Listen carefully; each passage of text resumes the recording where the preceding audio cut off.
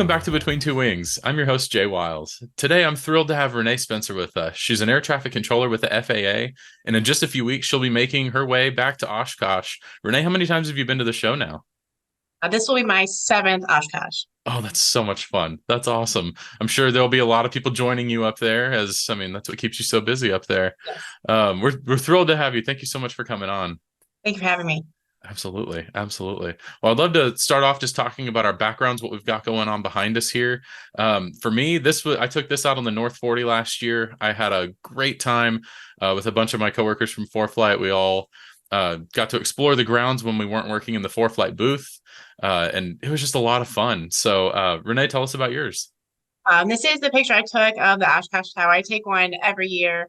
On both sides of the tower, we have the banner that says world's busiest control tower, because for the time that we're there, it is the world's busiest control tower. And there's one on both sides of the tower, so you can see it from either angle. And then last year, one of the guys actually had them made, and we each have our own banner to Oh, have in our house. So that's really cool. That's really awesome. Where's yours hanging?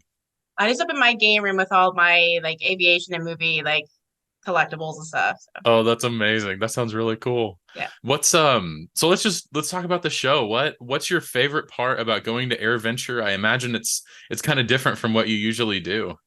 it is 100% different. It's indescribable. It's so much fun. The volume of traffic, the people, just everything is just exciting and new. There's never every hour is always different, and just the amount of just aviation enthusiasts in general, Yeah. just it is astounding.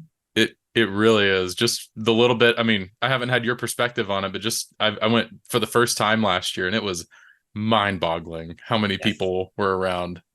So I'd love to know kind of how you got started going to AirVenture. How does that process work at the FAA? As far as we bid it, kind of like we bid seniority and our jobs and everything else. So it's all seniority based. You have to be certified in a tower facility, and they select from the Great Lakes region first, and then go out from other regions based on need. But you put in for it. It's like a solicitation for controllers every year, and it comes out around the end of the year for that next Oshkosh, and you submit your paperwork, and you kind of just get in the line based on seniority. And every year they pick a new pool of about 16 or so rookies that get to come for their first year.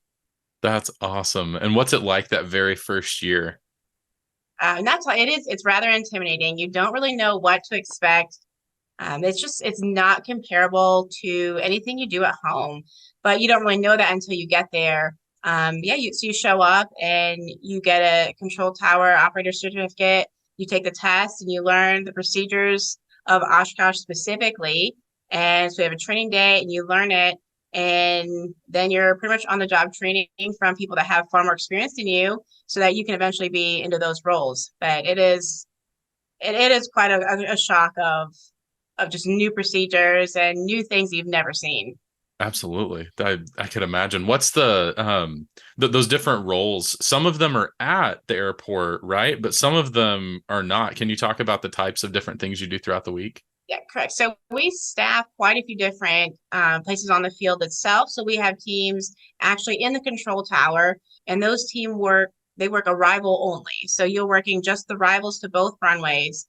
And then out on the field, we have what we call moo cows, and those are those little like tractor stands out near the runways, and they work departure only. And there's coordination with the tower and separation, and we go between the arrivals. So you will launch your departures from those, and you have your team staff down there, and we're with the wands right at the edge of the runway, just using hand signals a lot. And we have frequencies, but you're talking to the pilots there. And then we also have FISC, which is the VFR approach control. And we are out pretty much on a trailer in the middle of a field watching you guys come up the train tracks, and we're picking out by type and what we can see as identifiers, because we can't see call signs. And then we assign runways. And it's a team concept. And then we also staff Fond du Lac Tower down south for overflow and just camping and things like that. So there's a lot of things that we do that's not just the tower as far as working Oshkosh. Absolutely. Talk about some of the arrivals, those really busy periods. How often are you talking to a new aircraft? About every 15 to 30 seconds, you're talking to a new aircraft, and we pick them out maybe a half mile to a mile south of Fisk. And so we talk about the immediate vicinity because there's essentially could be hundreds lined up. And we talk to you for about a half a mile period of time, and then we pass you along to monitor the tower. And then they'll talk to you from there. So it's a very short window. And we do our best to look at, types, but, we're looking just straight on. So sometimes you're a high wing, you have a nose light. That's all we can see. But yeah, it's very short time of how we're talking to each aircraft. That's awesome. That's really cool. Where are the controllers that go? Are they all from that part of the country, or are they from all over?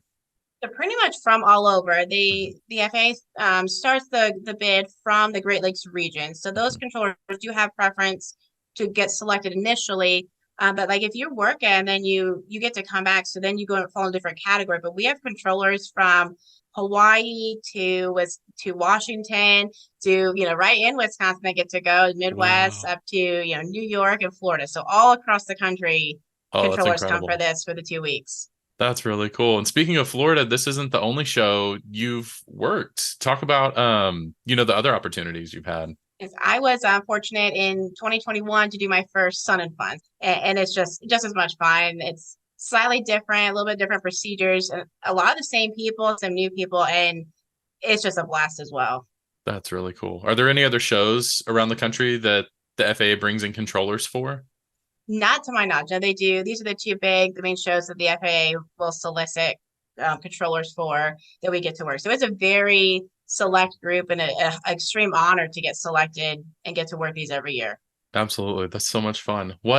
So, this is between Oshkosh and Sun and Fun. That's 2 weeks out of the year. So what do you do the other 11 and a half months of the year? Sit at home. We're all at our home facilities. So I work at Fort Wayne, which Mhm. we are a combined facility. So we have a tower and a TRACON, so a radar room. So that's my home facility, and I work both tower and radar every day, Monday through Friday there, and train new trainees and get to talk to local pilots and still get to do what I love every day. It's just in a different atmosphere. Absolutely. So Renee, how long have you been with the FAA? I got hired in 2007, right after I graduated from college. So it's been almost 16 years that I've been in the Nice. agency. So it takes a lot of schooling and training to learn, everything that you do. Can you talk a little bit about what that process is like to become a controller? Yeah, for me, I got hired back when we had like it was a you had to have prior experience. So I got hired on a prior experience bid as a CTI college graduate. So I actually minored in air traffic, did my major in aeronautical science. But currently, there's different bids out throughout the year for prior experience controllers, either contract, college, or military. And then there's also bids that come out every once in a while for no experience controllers. And those windows are smaller typically. But yeah, right now they have both bids out periodically throughout the year. Awesome. That's really cool. Such an exciting career field. Well, Renee, thank you so much for coming on Between Two Wings. It's been really great talking with you. Thank you. And thank you everyone for tuning into this episode of Between Two Wings. We'll see you next time or maybe at Oshkosh.